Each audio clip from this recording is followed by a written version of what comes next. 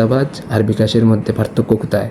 নিঃসন্দেহে এটাই পার্থক্য, বিকাশ একটি সঠিক অ্যাপস, মানুষ তাদের ইচ্ছায় টাকা দেয়, আর চাঁদা এমন একটি রাস্তা যেখানে ইচ্ছা না থাকলেও জোর করে টাকা আনা হয়। আপনাদের বহুল পরিচিত একজন দেশপ্রেমিক নেতা, জুলাই গণ অভ্যুত্থানের মহানায়ক ডাকসুর সাবেক বিপি জনাব নুরুল হক নূরকে যারা বিকাশ উপবাদটা দিবেন, এই উপবাদটা দেওয়া আপনারা এখনও শিখলেন না।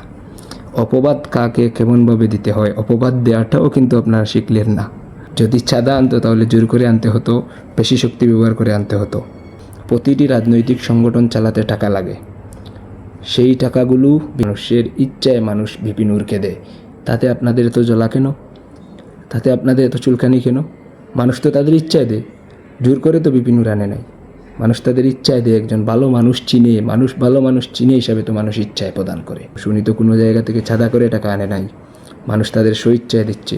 তাহলে চাঁদাবাজ আর বিকাশের মধ্যে পার্থক্য কোথায়? নিঃসন্দেহে এটাই পার্থক্য, বিকাশ একটি সঠিক অ্যাপস, মানুষ তাদের ইচ্ছায় টাকা দেয়, আর চাঁদা এমন একটি রাস্তা যেখানে ইচ্ছা না থাকলেও জোর করে টাকা আনা হয়। সেই হিসাবে চাঁদাবাজ নূর নয়, উনি বিকাশ নূর। নিঃসন্দেহে উনি একজন ভালো মানুষ, বিদায় মানুষ স্বইচ্ছায় বিকাশের মাধ্যমে টাকা দেয়।